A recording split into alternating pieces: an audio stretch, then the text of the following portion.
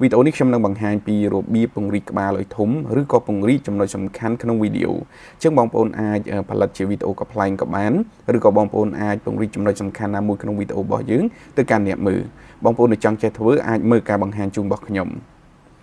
ជាដំបូងបងប្អូនមកចូលទៅកាន់កម្មវិធីវិញបន្ទាប់មកបងប្អូន select វីដេអូដែលបងប្អូនចង់ធ្វើមកឥឡូវខ្ញុំបង្ហាញពីការពង្រីកក្បាលឲ្យធំជាមុនសិនបងប្អូនត្រូវចូលលើពាក្យថា edit បន្ទាប់មកបងប្អូនយកពាក្យថា magnifier បាទបន្ទាប់មកទៀតបងប្អូនបាទជ្រើសរើសបាទ style ណាមួយដែលបងប្អូនពេញចិត្តឧទាហរណ៍ថាជាទូទៅគឺគេយក style បែបនេះបងប្អូនឃើញទេបន្ទាប់មកបងប្អូនមើលមកលើវីដេអូរបស់យើងបងប្អូនរំកិលយកមកដាក់ចាំអ្នកណាដែលបងប្អូនចង់ពង្រីកឧទាហរណ៍ខ្ញុំយកម្នាក់នេះហើយបងប្អូនមើលមកខាងក្រោមបងប្អូនចង់ពង្រីកឲ្យតូចឬធំអ្នកឃើញទេបាទតូចឬធំបាទឥឡូវទីខ្ញុំយកគាត់ប៉ុណ្ណេះចុះបន្តមកទៀតបងប្អូនមើលកន្លែងរូបប៊ិចនេះគឺជាកន្លែងសារ៉េពណ៌ជុំវិញបាទក្បាលមនុស្សនឹងអញ្ចឹងបងប្អូនចុចលើវាបងប្អូនចង់បានពណ៌បែបណាឧទាហរណ៍បងប្អូនយកពណ៌ក្រហមបាទឬក៏ពណ៌លឿងបាទអាស្រ័យទៅលើបងប្អូនទេប៉ុន្តែជាទូទៅខ្ញុំឃើញគេអត់ដាក់មានពណ៌ទេអញ្ចឹងបងប្អូនមើលមកអាពីរខាងក្រោមនេះបងប្អូនអូសវាឲ្យមក0មួយណាក៏បានដែរអញ្ចឹងវាអត់មានពណ៌ជុំវិញក្បាលនឹងទេបាទហើយបន្តមកទៀតបងប្អូនចុច tick កន្លែងនេះមកហើយចុច tick មួយទៀតបន្ទាប់មកបងប្អូនមើលមកលើការពង្រីករបស់យើងហ្នឹងគឺមានន័យថាវាចាប់ផ្ដើមតាំងពីដំបូងមករហូតដល់ចប់អញ្ចឹងពេលខ្លះយើងអត់ចង់ឲ្យវាចេញមកពេលចាប់ផ្ដើមនឹងទេអញ្ចឹងបងប្អូនមើលអាខាងនេះបាទកែវពង្រីកយើងហ្នឹងបងប្អូនអាចអូសវាឲ្យមកនេះមកបាទហើយបងប្អូន play មើលបានន័យថាចំណុចចាប់ផ្ដើមគឺយើងអត់មានទេបន្ទាប់មកទៅវា load បើសិនជាបងប្អូនចង់ឲ្យវា load ខ្លីគឺបងប្អូនត្រូវសកាត់លើពណ៌សនឹងឲ្យជាប់មកបងប្អូនណាបាទសកាត់ឲ្យជាប់ហើយអូសវាឲ្យខ្លីមកបាទហើយយើង play មើល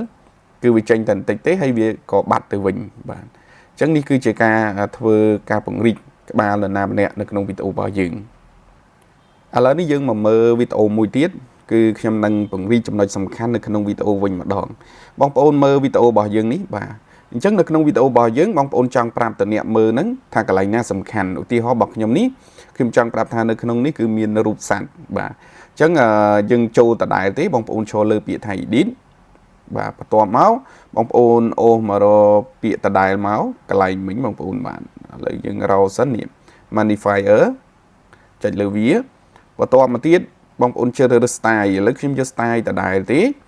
ហើយបងប្អូនអាចពង្រីកវាឲ្យធំក៏បានតូចក៏បានតាមតម្រូវការរបស់បងប្អូនឥឡូវខ្ញុំយកវាធំបន្តិចហើយមើលមកលើវីដេអូរបស់យើងបងប្អូនព្រមវាបន្តិចមកបាទថាប៉ុណ្្នឹងចុះបងប្អូនចង់ដាក់ពណ៌ជុំវិញទេជាទូទៅចំណុចសំខាន់យើងគួរតែដាក់ពណ៌វាជុំវិញពិសេសគឺយើងប្រើពណ៌ក្រហមបងប្អូនចុចលើរូបប៊ិចនេះ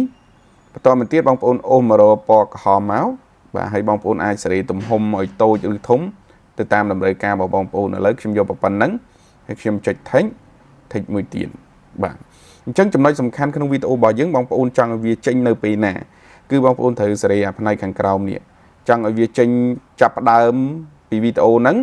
រហូតដល់ចប់ឬក៏ឲ្យវាចេញតែបន្តិចទេឧទាហរណ៍ថាឥឡូវខ្ញុំឲ្យវាពេលចាប់ផ្ដើមហ្នឹងអត់ទាន់ចេញអីទេបាទអញ្ចឹងបងប្អូនមានសកាត់អាពណ៌សហ្នឹងឲ្យជាប់ឲ្យអូសមកអញ្ចឹងមកបាទឃើញទេ